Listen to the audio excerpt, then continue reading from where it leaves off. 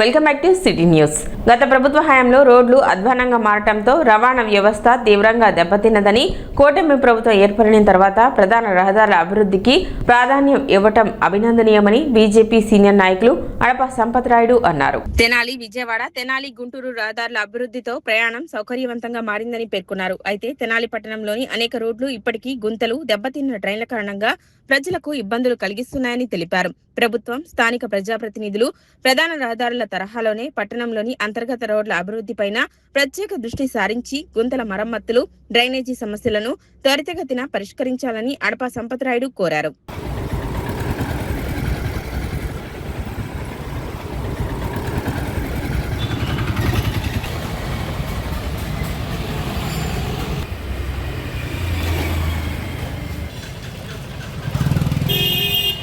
నూతన ప్రభుత్వం వచ్చిన తర్వాత కూటమి ఆధ్వర్యంలో ఎంతో ఇబ్బందులకు గురైన రోడ్డు రవాణా వ్యవస్థ చాలా వరకు కుంటుపడింది అనేది వాస్తవ సత్యం. ఒకప్పుడు మన తెనాలి నుంచి విజయవాడ పోవాలన్నా, తెనాలి నుంచి గుంటూరు పోవాలన్నా నరకప్రాయంగా ఉండేది. కానీ అదే స్థితిలో తెనాలి పట్టణంలో కూడా ప్రేరుకు మాత్రమే సిమెంట్ రోడ్లు అవన్నీ కూడా ఎక్కడ చూసినా కూడా స్పీడ్ బ్రేకర్ రోడ్లుగా తయారయ్యాయి. ఎందుకంటే రోడ్లని పగిలిపోవటం, లేదా పైప్ లైన్ వేయడం కోసం పగలగొట్టడం, లేదా ఎలక్ట్రికల్ వైర్ వేయడం కోసం పగలగొట్టడం, ఇలా రకరకాల కారణాల మూలంగా ఎంతో విలువైన రోడ్లు డ్యామేజ్ అయిపోయినాయి. ఆ డ్యామేజీల్లో పెద్దవాళ్ళు అంటే వృద్ధులు, స్కూల్కి వెళ్ళే పిల్లలు సైకిల్ మీద వెళ్తూ కూడా చాలా చోట్ల చాలా సంఘటనలు మనం చూసాం. ఉదాహరణకు మనం బురిపాలెం రోడ్లో ఈ మధ్య కాలంలో 4-5 సంఘటనలు జరగటం, కొంతమందికి రక్తం కారే పరిస్థితి కూడా ఏర్పడటం కూడా చూసాం. ప్రభుత్వాధికారులు తక్షణమే గుర్తించి ఇలాంటి ఇబ్బందులు కలగకుండా ప్రజలకి మన టౌన్లో కూడా మంచి రోడ్లను వేయాలని మేము కోరుకుంటున్నాం. ఇది ప్రభుత్వం తక్షణమే ఈ చర్య తీసుకోకపోతే, లేకపోతే రేపొద్దున్న ఎంతోమందికి ఆపద కలిగే పరిస్థితి ఉంది. కాబట్టి మనం అందరం కూడా కొంచెం ఈ విషయం మీద దృష్టి పెట్టవలసిందిగా తెనాలి మున్సిపల్ శాఖ కోరుతున్నాం. ఖరీఫ్ సాగుకు అవసరమైన మేర సాగునీటిని వెంటనే విడుదల చేసి రైతాంగాన్ని ఆదుకోవాలని తెనాలి నియోజకవర్గ కాంగ్రెస్ పార్టీ ఇన్ఛార్జ్ డాక్టర్ చిందు సాంబశివుడు ప్రభుత్వాన్ని డిమాండ్ చేశారు. తెనాలిలోని కాంగ్రెస్ పార్టీ కార్యాలయంలో నిర్వహించిన సమావేశంలో ఆయన మాట్లాడుతూ, ప్రస్తుతం అధికారులు తాగునీటి అవసరాల కోసం మాత్రమే నీటిని విడుదల చేస్తున్నామని చెబుతున్నప్పటికీ రైతులు అదే నీటిని సాగునీటిగా వినియోగిస్తున్నారని తెలిపారు. అయితే ఆ నీరు పంటలకు ఏమాత్రం సరిపోవడం లేదని, ఖరీఫ్ పంటలు దెబ్బతినకుండా తక్షణమే తగిన స్థాయిలో సాగునీటిని విడుదల చేయాలని కోరారు. రైతుల సమస్యలపై ప్రభుత్వం వెంటనే స్పందించి అవసరమైన చర్యలు తీసుకోవాలని ఆయన విజ్ఞప్తి చేశారు. సమావేశంలో కాంగ్రెస్ పార్టీ నాయకులు, కార్యకర్తలు పాల్గొన్నారు. ప్రతి సంవత్సరం కొన్ని వందల సంవత్సరాల నుంచి, డికేడ్స్, దశాబ్దాల నుంచి ఒక సంవత్సరం ఎక్కువ ఉంటుంది, ఒక సంవత్సరం తక్కువ ఉంటుంది. ఒక సంవత్సరం అధిక వర్షపాతం, ఒక తక్కువ వర్షపాతం. దాంతోపాటు కొంచెం కష్టాలు ఉంటాయి. వెనకటి రోజుల్లో కూడా అందుకని నీళ్ళకి అడ్డీలు వేస్తాం, కలవలు అడ్డీలు వేస్తాం జరుగుతూ ఉంటుంది. ఇంకోటి చూసారా, ఇప్పుడు కూడా రాష్ట్రాల మధ్య కూడా మొన్న కూడా కావేరీ నీటి గురించి తమిళనాడును కర్ణాటక కూడా గొడవలు పడతా ఉంది. మనకు కూడా బచావత ట్రిబ్యునల్ వచ్చిందే ఈ కర్ణాటక, ఆంధ్ర, మహారాష్ట్ర, ఇప్పుడు ఆంధ్ర 2 తెలంగాణ వీటిలో నీటి యొక్క షేరింగ్ అంటే ఎవరికి ఎంత నిష్పత్తి రావాలి అనే దాని మీద ఇప్పుడు కూడా తెలంగాణకి మనకు కూడా క్లియర్గా తెలంగాణకి ఆంధ్రప్రదేశ్కి విడిపోయేటప్పుడు రీఆర్గనైజేషన్ యాక్ట్లో మన కృష్ణానది నుంచి 501 టీఎంసీ ఇస్తే తెలంగాణకి 299 సిఎంసీలు ఆ యాక్ట్లోనే పెట్టారు. ఇప్పుడు అన్నిటికంటే అన్నిటికంటే ఎస్యూర్డ్ వాటర్ ఉన్నటువంటి మన కృష్ణా డెల్టాలో మీరు వరి ఆపేసేయండి అని చెప్పటం ఇప్పుడు సడన్గా చాలా దుర్మార్గం. రెండో మాటలేదు, దుర్మార్గం. రెండోది, ఏదన్నా పంట ఆపేసేయాలంటే ముందు నుంచి తెలవాలి. కానీ ఇప్పుడు అందరూ వెదబెట్టుకున్నారు. నేను అనుకోవడం 95% నుంచి 99% అన్ని శాలల్లో వెద జరుగుతూనే ఉంది. అది బాగా మొలవపాని అది ఒకటి. మూడోది ఒకటి ఏంటంటే, మనకి నీళ్ళు లేవు అని అంటున్నారా? ఎప్పుడైనా కానీ వర్షాలు వచ్చేది నైరుతి ఋతుపవనాలు కొన్ని జూన్ చివరిలోనో జూలైలో మొదలైనా ఒక నెల 2 నెలలు ఆగొచ్చు. ఒక్కో సంవత్సరం వినాయక చవితి కూడా కావాలని ఎండిపోయిన నెలలు కూడా పంటల పనిని. ఇప్పుడు మొన్న మేము 1వ తారీఖు నాడు అఖిలపక్షం పెట్టాము. 1వ తారీఖే అయ్యి ఉండొచ్చు, 1వ తారీఖు. ఆ అఖిలపక్షం రోజు ఏమీ లేదన్నట్టుగా మన ఈ executive engineer official executive engineer గారు చెప్పారు. ఈ 4 రోజులు నేను ఆ రోజే చెప్పాను, మీరు రికార్డ్స్ తీసుకోండి.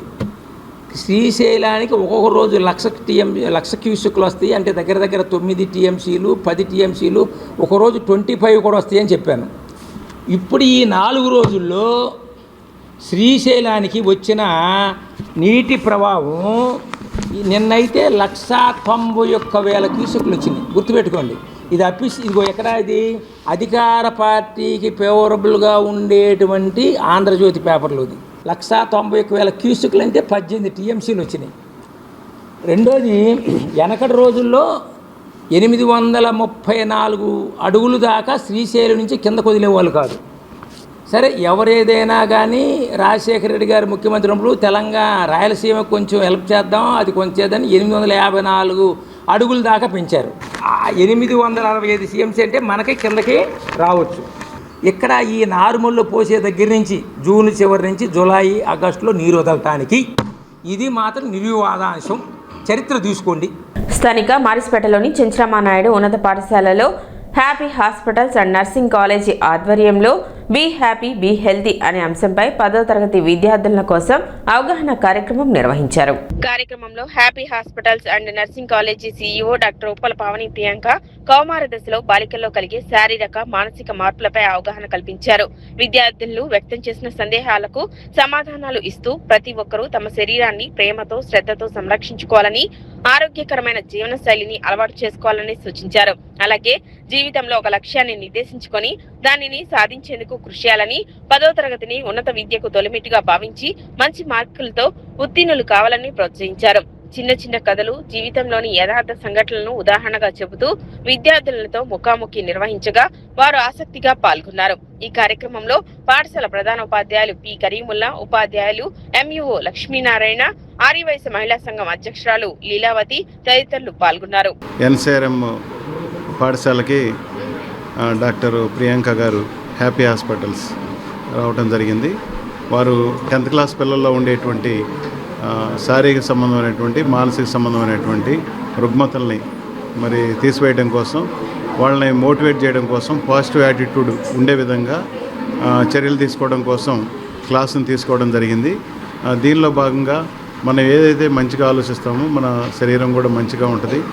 చెడు ఆలోచనలు కలిగినప్పుడు మన శరీరంలో కూడా దానికి సంబంధించినటువంటి హార్మోన్స్, అంటే బాడీ కిల్లింగ్ హార్మోన్స్, తర్వాత యాక్షన్స్ అనేది ఉంటాయని చెప్పేసి చెప్పడం జరిగింది. పిల్లలు చాలా స్పోర్టివ్గా రెస్పాండ్ అయ్యారు. అదేవిధంగా వాళ్ళు ఏ విధంగా ధైర్యంగా ఒక సమస్యను ఎదుర్కోవాలి, ఏ విధంగా వాళ్ళు స్టాండ్ అవ్వాలనే దాని గురించి కూడా చెప్పడం జరిగింది. మానసికంగా కానీ శారీరకంగా కానీ ఎంత దృఢంగా ఆడపిల్లలు ఉంటే నెక్స్ట్ తరం కూడా, ఒక ఆడపిల్లని మనం కాపాడగలిగితే 2 తరాలకి భవిష్యత్తుని అందంగా మనం అందించిన వాళ్ళు అవుతాము.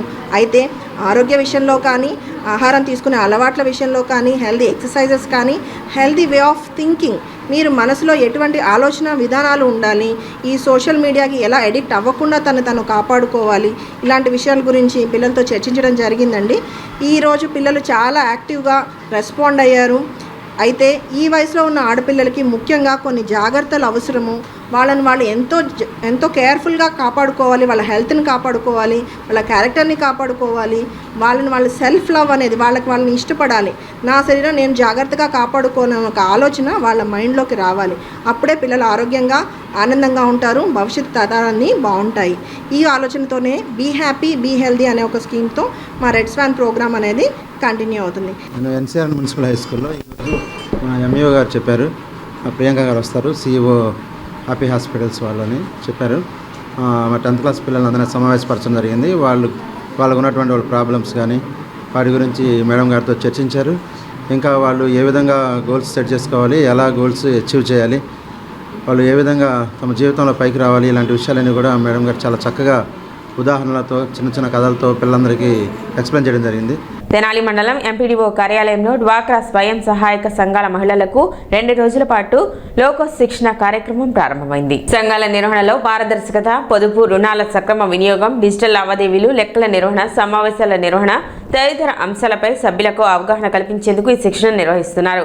శిక్షణలో స్వయం సహాయక సంఘాలను మరింత బలోపేతం చేయడం, సభ్యుల్లో ఆర్థిక క్రమశిక్షణ పెంపొందించడం, సంఘాల అభివృద్ధికి అవసరమైన నైపుణ్యాలను అందించడం లక్ష్యంగా వివిధ అంశాలపై నిపుణులు వివరించారు. అలాగే ప్రభుత్వ పథకాల సద్వినియోగం, సంఘాల ద్వారా స్వయం ఉపాధి అవకాశాల విస్తరణ, మహిళల ఆర్థిక సాధికారతపై ప్రత్యేకంగా చర్చించారు. ఈ సందర్భంగా ఏపీఎం జయశ్రీ మాట్లాడుతూ స్వయం సహాయక సంఘాల సభ్యులు శిక్షణలో నేర్చుకున్న అంశాలను సంఘాల నిర్వహణలో తప్పనిసరిగా అమలు చేయాలని సూచించారు. ప్రతి సభ్యురాలు ఆర్థిక లావాదేవీలపై పూర్తి అవగాహన పెంపొందించుకోవడంతో పాటు సంఘాల పురోగతికి సమిష్టిగా కృషి చేయాలని తెలిపారు. ఈ 2 రోజుల శిక్షణ కార్యక్రమాన్ని ఏపీఎం జయశ్రీ పర్యవేక్షణలో నిర్వహించగా డ్వాక్రా సంఘాల సభ్యులు, కమ్యూనిటీ రీసోర్స్ పర్సన్లు, సంబంధిత సిబ్బంది పాల్గొన్నారు. ప్రతి గ్రామంలో ఉన్న వివోఏలందరికీ మనకి తెనాలి మండల సమాఖ్య తరపున 49 మంది వివోఎస్ ఉన్నారు డ్వాక్రా గ్రూపుల మీద.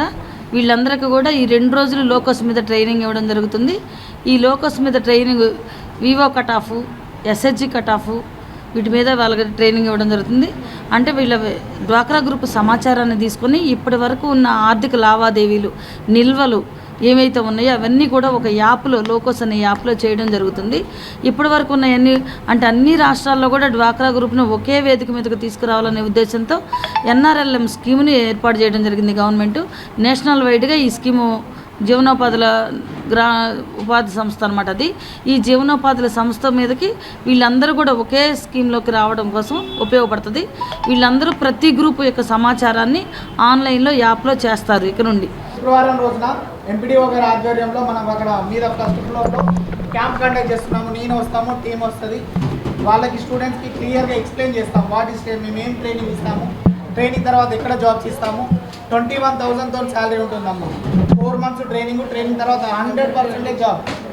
మేము ట్రైనింగ్ ఇచ్చిన ప్రతి స్టూడెంట్కి జాబ్ ఇస్తాం.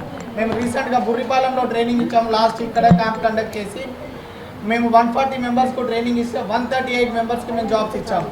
మణిపాల్ హాస్పిటల్లో ఉన్నారు, రమేష్ హాస్పిటల్లో ఉన్నారు, ఆయుష్ హాస్పిటల్లో ఉన్నారు, హైదరాబాద్ ఏఐజీ హాస్పిటల్లో ఉన్నారు. తర్వాత మైండ్ సాఫ్ట్ అని ఇక్కడ కాలేజీలో ఒక 15 మందిని పెట్టాము. ఇలా మనము ఇచ్చిన మన స్టూడెంట్స్లందులో ఓన్లీ 2 మెంబర్స్కే. ఆ 2 మెంబర్స్ వాళ్ళకి ఇంట్రెస్ట్ లేక జాబ్కి వెళ్ళలేదు. జాబ్కి వెళ్ళిన ప్రతి స్టూడెంట్కి మేము జాబ్ కల్పిస్తాము. ఎవరికన్నా డైరెక్ట్ జాబ్ కావాలన్నా కానీ మేము జాబ్ ప్రొవైడ్ చేస్తాము. గుంటూరు విజయవాడ లోకల్లో 500 వేకెన్సీస్ ఉన్నాయి. ఓన్లీ గుంటూరు విజయవాడలో ఎవరికన్నా డైరెక్ట్ జాబ్ కావాలన్నా, లేదు మేము మంచి స్కిల్స్ నేర్చుకొని జాబ్కి వెళ్తామన్నా కానీ మేము best skills, spoken English, computer, AI skills, అలాగే domain course, warehouse executive అనే కోర్సులో ట్రైనింగ్ ఇచ్చి ట్రైనింగ్ తర్వాత ప్లేస్మెంట్స్ ఇస్తాం. 100% జాబ్ ఓరియంటేషన్ ప్రోగ్రామ్. నిబద్ధతతో, నిజాయితీతో ప్రజలకు సేవ చేసే ప్రభుత్వ ఉద్యోగులకు అవార్డులు, రివార్డులు వాటంతటా అవే వెతుక్కుంటూ వస్తాయని, అయితే వాటన్నిటికంటే ప్రజల ప్రేమ, అభిమానం ఎంతో గొప్పదని తహసీల్దార్ గోపాలకృష్ణ భావోద్వేగం వ్యక్తం చేశారు. తెనాలి ప్రజలు చూపిస్తున్న ఆప్యాయత, అభిమానమే తన సేవలకు లభించిన అత్యున్నత గుర్తింపని పేర్కొన్నారు. నాపై మీరు కురిపిస్తున్న ప్రేమ, గౌరవమే నాకు లభించిన గొప్ప అవార్డని అన్నారు. అవార్డులు, రివార్డులు సంపాదించడం కంటే ప్రజలు, సహోద్యోగుల హృదయాల్లో స్థానం సంపాదించడం చాలా కష్టసాధ్యమన్నారు. అలాంటి అరుదైన ప్రేమాభిమానాలను తెనాలి ప్రజల నుండి పొందడం నా అదృష్టంగా భావిస్తున్నానని భావోద్వేగంతో చెప్పారు. ప్రజల సేవకు అంకిత భావంతో ముందుకు సాగుతానని ఆయన స్పష్టం చేశారు.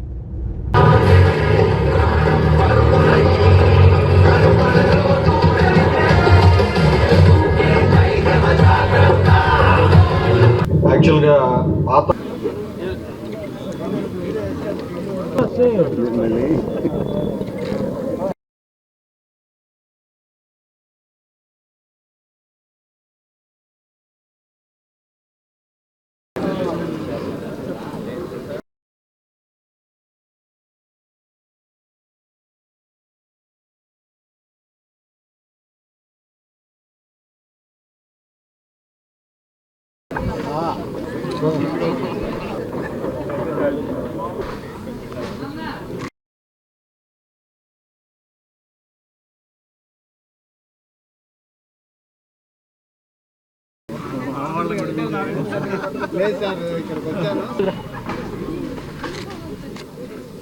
ఓకే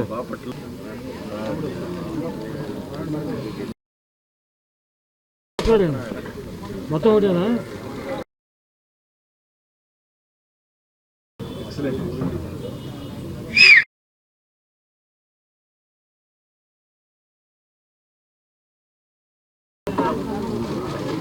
మనిషివేనా అంతే.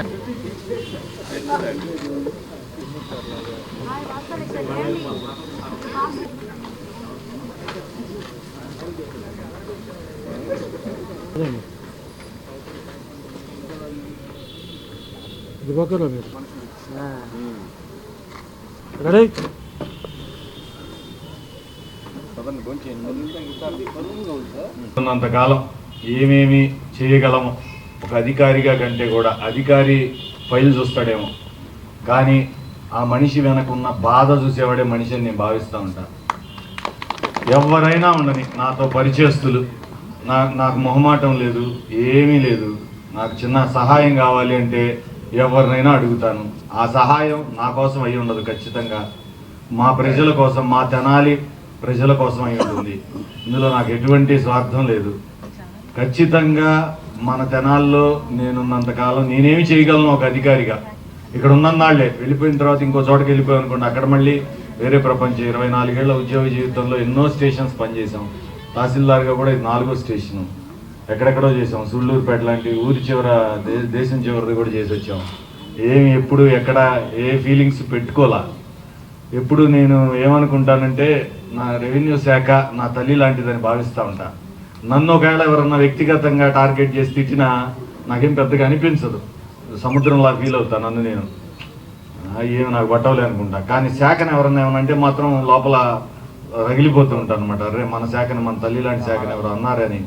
ఆ కసిని నేను కోపంగా చూపించను. ఎప్పుడు మంచి చేసి, ఇంకా బాగా చేసి, అదే నోటితో ఎవరైతే తిట్టారో మనల్ని అదే నోటితో అబ్బా భలే చేశారా మనకి హెల్ప్ అనేలాగా వాళ్ళకి అవసరం వచ్చిన రోజు పనితోనే సమాధానం చెప్పాలి అనేది నా లక్ష్యం. బాబు, మాకు పొలం ఉంది కానీ అమ్ముకోలేని పరిస్థితిలో ఉన్న నా కొడుక్కి 75 ఇయర్స్ ఎబో ఉంటే క్యాన్సరు. అతనికి చికిత్స చేయించాలి అంటే నాకు పొలం అమ్ముకోవడం తప్ప వేరే అవకాశం లేదు. మరి ఏం చేయాలి అంటే ఆ రోజు అదే గ్రీవెన్స్లో 2-3 అర్జీలు వచ్చినాయి. తర్వాత నెక్స్ట్ వీక్లో కూడా అదే టైప్ ఆఫ్ అర్జీలు 4-5 వచ్చినాయి. అనుకున్నారు ఏంటి ఒకటే టైప్ ఆఫ్ అర్జీస్ వస్తున్నాయి, ఏంటి ప్రాబ్లం ఏంటి అని చెప్పేసి పక్కన ఎవరిని అడిగినప్పుడు మెట్ట అనే ఉండే చోట పట్ట అని పడిందట. దానివల్ల 5,800 మందికి ఇది అమ్ముకోవడానికి అవకాశం లేకుండా పోయింది. సార్ ఒక రకంగా ఫైటే చేశారు దానికోసం. కలెక్టర్ గారిని కలిసారా, సబ్ కలెక్టర్ గారిని కలిసారా, మినిస్టర్ గారితో కలెక్టర్ గారికి చెప్పించారా. మొత్తానికైతే 2-3 నెలల తర్వాత అయ్యింది. 1-2 సార్లు ఆవిడ వచ్చి తిరిగి వెళ్ళడం జరిగింది. అమ్మ ఆ పనిలోనే ఉన్నాను, చేస్తున్నాను, తప్పకుండా ప్రాబ్లం సాల్వ్ చేస్తానని చెప్పారు.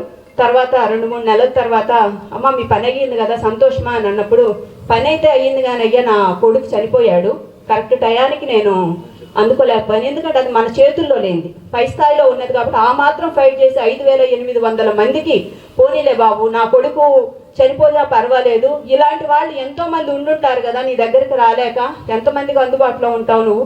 కానీ దీని వలన 5,800 మందికి ఈరోజు సహాయం అందింది. సార్ ఎన్నో అవార్డులు, రేపు 13వ తారీఖుకి రేపు 24వ సంవత్సరంలోకి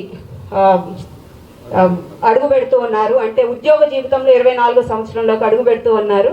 కాబట్టి అయినా కూడా ఇప్పుడు 23 సంవత్సరాల్లో 23 అవార్డ్స్ సార్ పొందుకున్నారు. కాబట్టి సభాముఖంగా సార్ కంగ్రాచులేషన్స్. సార్కి ఇంకొక అవార్డు ఏంటంటే రేపు సెప్టెంబర్ 1న గవర్నర్ గారి చేతుల మీదుగా కూడా సార్కి ఒక అవార్డు రాబోతుంది.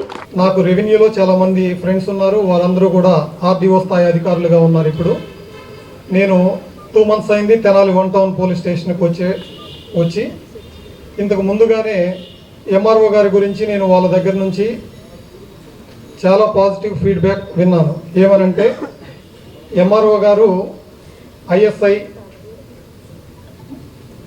సర్టిఫికేట్, ఐఎస్ఓ సర్టిఫికేట్ కలిగినటువంటి ఒక ఆఫీస్ని రినోవేట్ చేసి ఉన్నారు అని. వారందరూ ఏమనుకుంటారంటే ఎంఆర్ఓ గారిని ఎవ్రీ ఇయర్ ఒక తహసీల్దార్ ఆఫీస్కి గనక మారిస్తే అక్కడ ఉన్నటువంటి వర్క్ ప్లేస్ అంతా కూడా మార్చి వాళ్ళ క్రింది స్టాఫ్కి మంచి వర్కింగ్ ప్లేస్ ప్రొవైడ్ చేయగలరు అనే అభిప్రాయం వారందరిలో ఉంది. అంటే ఆ విధంగా రెవెన్యూ వాళ్ళతో మాకు ఇప్పుడు లింక్ కూడా మాకు. కానీ ఈ తెనాల్లో మటుకు ప్రతి ఒక్కటి కూడా మాకు ఎంఆర్ఓ గారితోనే ఉంటుంది. ఆ కాన్ఫిడెంట్ లెవెల్ పెంచుతాడు. మాకు ప్రతి ఒక్క దాంట్లో కూడా చూసుంటారు. రీసెంట్లీ కూడా మామూలుగా బైండ్ ఓవర్ చేస్తే ఎవడో భయపడాడు. అసలు ఏముందిలే బైండ్ ఓవర్, ఏదో సంతకం పెట్టిపోదురా పిలుస్తాం మేము కూడా. ఓడో వస్తారు సంతకం పెడితే వెళ్ళిపోతారు. ఆ బైండ్ ఓవర్కి ఒక నిర్వచనం పెట్టాడు తెనాలిలో. ఈ నిర్వచనంతో మామూలుగా రెవెన్యూ వాళ్ళని డీజీపీ స్థాయి అధికారి ఎప్పుడూ కూడా ప్రశంసించరు. కానీ కేవీ గోపాలకృష్ణ ఎంఆర్ఓ గారి మటుకు మా డీజీపీ గారు ప్రశంసించి అతను ఒక ప్రశంసాపత్రం కూడా పంపించారు రీసెంట్లీ. ఎందుకంటే ఒక కేసులో సారు ఒక బైండ్ ఓవర్ వైలేషన్ చేసిన వ్యక్తికి జైలు శిక్ష వేసి అతనికి ఒక పనిష్మెంట్ ఇచ్చారు. అది ఎక్కడా జరగలేదు స్టేట్లో. చాలామంది ఎంఆర్ఓస్ దగ్గర మేము చేసిన ఆ సర్వీసులు 16 సంవత్సరాల్లో అడుగుతుంటాం, సార్ వైలేట్ చేశారు సార్, దాని పనిష్మెంట్ ఇవ్వమంటే ఆ ప్రొవిజన్ కావాలండి, ఈ ప్రొవిజన్ తెలియదండి అని చాలా లాస్లో ప్రతి ఒక్క చట్టంలో కూడా దానికి ఒక మెలుగులు ఉంటాయి. ప్రతి ఒక్క దాన్ని ఇందా చెప్పాడు మేడం గారు, ఆయన కిష్టుడు అనమాట. ప్రతి ఒక్క దానికి ఒక లెక్క ఉంటుంది అతని దగ్గర. 6 నెలల కాలంలో 6,000 మందికి స్క్రీనింగ్ చేసి తెనాలిలో 600 మంది ఆడపిల్లలందరినీ బతికించిన ఘనత ఆయనకి చెందుతుందండి. కనీ విని ఎరుగుండరు మీరు అది. ఎందుకంటే నేను దాదాపు మెడిసిన్ అయిపోయిన తర్వాత సర్జికల్ స్కిల్స్ నేర్చుకోవటానికి ఇప్పుడు నాది 45 ఏళ్ల ఎక్స్పీరియన్స్ నా ప్రొఫెషన్లో. వేలాది సర్జరీస్ చేశాను.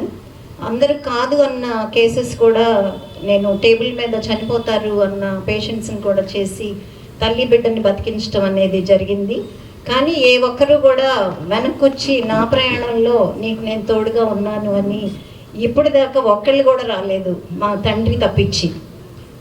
ఆ టైంలో నేను ఇక్కడ డిసీజ్ ఫ్రీ తెనాలి అనేది ఒక పైలట్ ప్రాజెక్టు, అంటే ఏపీ గవర్నమెంట్ ఒక మారుమూల ఉన్న ఒక లేడీ డాక్టర్ని నమ్మి నా చేతిలో పెట్టిన ప్రాజెక్టు. దాన్ని ఎలా చేయాలి, నా ఒక్కదాన్ని శక్తి సరిపోతుందా అని అనుకున్న నా ప్రయాణము సార్తోటి మొదలైందని అంటే అది కూడా దైవేచ్ఛ అని అనుకుంటాను. సిటీ న్యూస్ ముగించే ముందు ముఖ్యాంశాలు మరోసారి.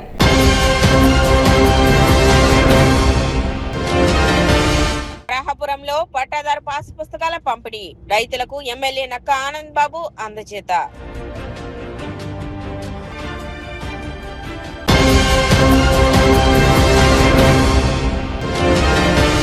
వీఆర్ఏల సమస్యల పరిష్కారానికి ఐక్య పోరాటమే మార్గం, రాష్ట్ర అధ్యక్షులు పెద్దన్న పిలుపు.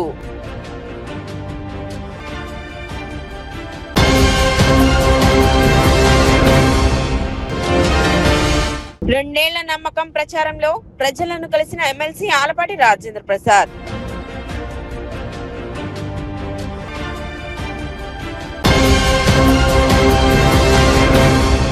సిటీ న్యూస్ ఇంతటితో సమాప్తం. నమస్కారం.